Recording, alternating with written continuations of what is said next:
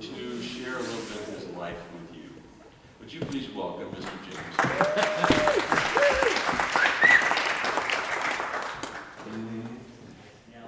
No, that's good. I'm loud. I mean, you can still yell, but It's probably not a good idea. Hello, I'm James. Peter said 7 to 12 minutes. No, 7 to 8 minutes. So I'll go quick. I am James Phillipps. Hello. I joined the church in February of 2020, which I've told many people after that was probably the worst time in history to change churches, because I still don't know what half the people look like that I go to church with. And I would say I've led worship with all of you, and I still don't know what some of your faces look like, which is a weird time to be. everybody, it's your opportunity. Write it down, smile. Mental image. Randy, that's a little off. Yeah. You know what, all your faces except for your eyes look like. I kind of wish maybe some of this could lift it up a little bit.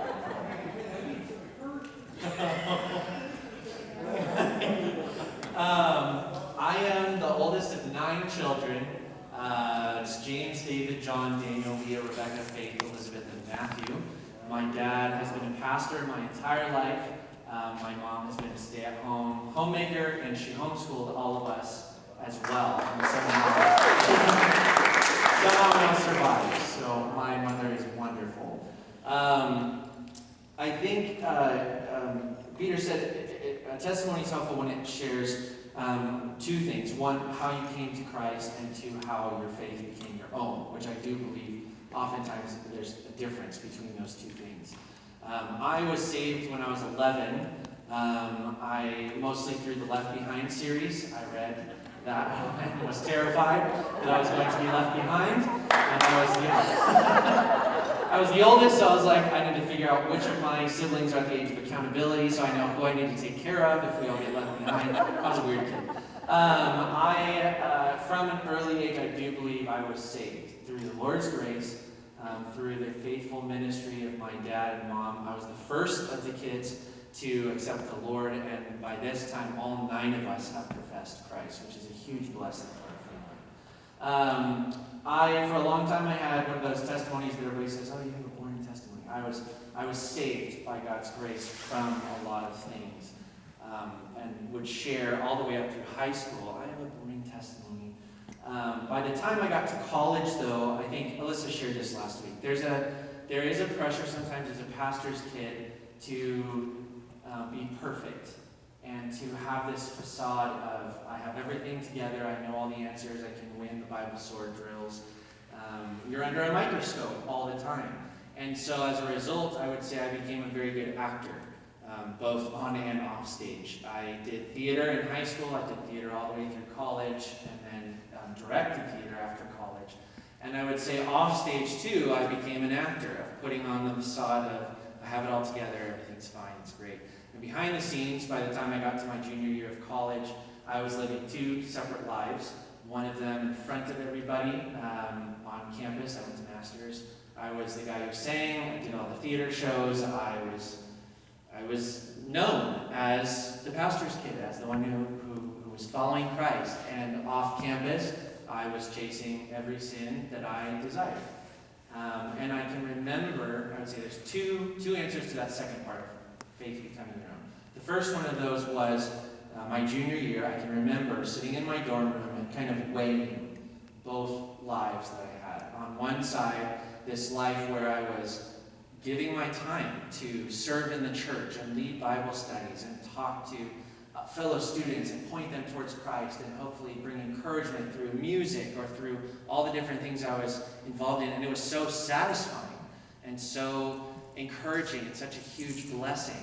And then on the other hand, I was chasing every desire that I wanted, and I was satisfying every desire, and there was no satisfaction at all whatsoever.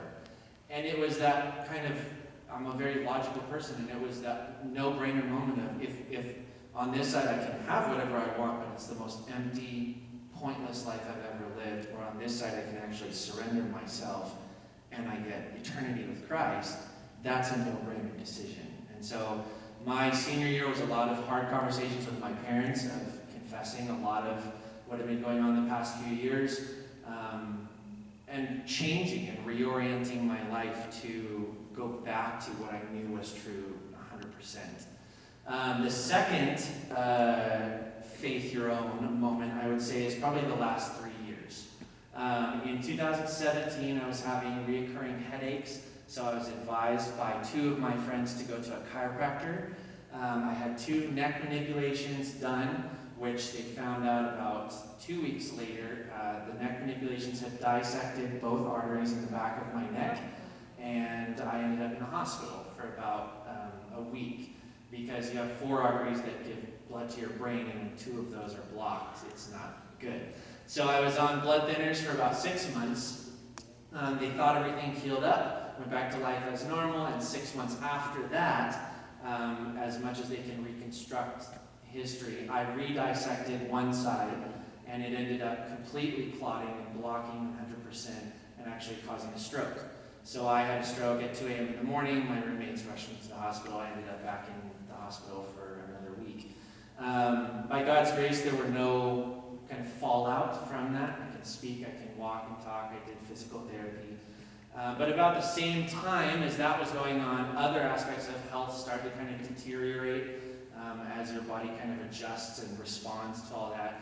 I also started having a couple different really close friends. Relationships fell apart. Had things come up in my job where it looked for a time like I was going to lose my job. My best friend, the relationship fell apart, and they all happened very close to each other. And then had some things happen in my church that I found out things were being said behind the scenes about me that broke that relationship as well. And I think it was Amy who said the other day that she was reading Job. And I think sometimes we poo-poo people who are like, I'm suffering the same way as Job, because they're like, no, nobody is suffering. But I think there is an aspect where there are so many believers as part of the body of Christ that do maybe not suffer in the same extent as Job, but suffer in the same manner as Job. And so I, like Amy, was reading through Job a lot at the time. And I remember the second moment was in my bedroom, laying in my bed, and I was like, Lord, you've taken away my health, a lot of my friends. It's possible I'm going to lose my job. And I can remember saying, you know, it would make sense, like I would get it if you left too.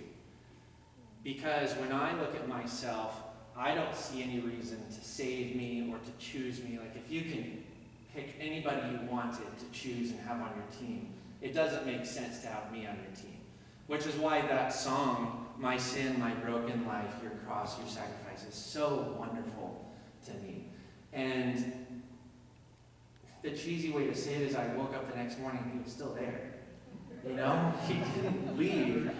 And I think that's the beauty of salvation, and that's the realization that he gave, is I'm not worth being a part of the body of Christ because I can sing, or because I'm involved, or because I have a lot of friends, or because I'm healthy.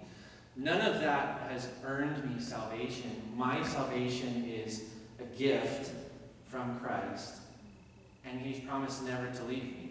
And that's one thing to know as a kid growing up, of like, you know, all the Bible verses. It's another thing to feel like the Lord really has taken everything away, and yet he still remains.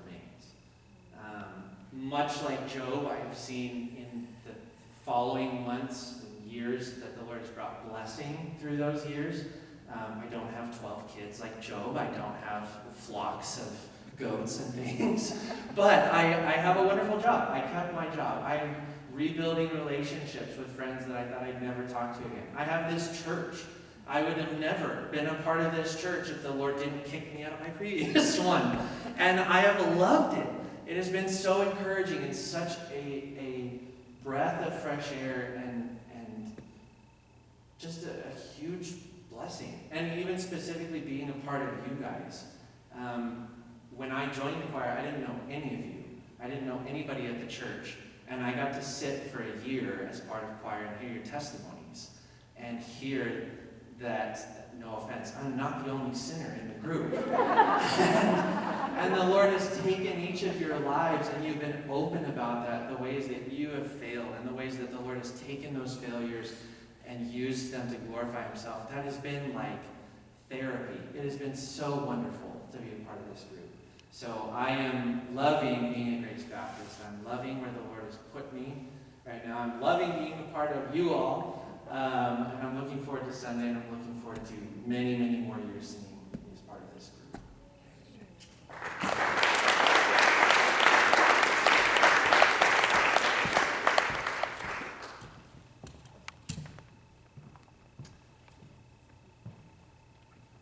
Yeah, I'll tell you. It's always hard to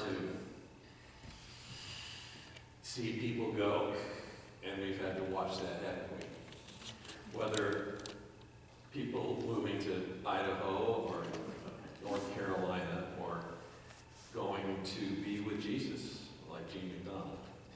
And yet, one of the things I marvel at when I think of the time that the Lord has given me to be with you is that I've never had to recruit for this choir. God has just sent the people that he wanted to be here. I've had to keep people out of choir for a time until I felt like there was a better balance of voices. So some of you were on a waiting list for a time, but for the most part, I just marvel at what God does to replace and to perfect, and not just from a musical sense, although obviously James has, any of you at Mike McGrath's funeral this week? James sang Danny Boy on request of the family, and wow. That's a moment. That's a moment I remember. But I'm just saying the sense of what God continues to do through you is an amazing thing. And even though this is really our last rehearsal together, we do have a time together on Sunday as we sing.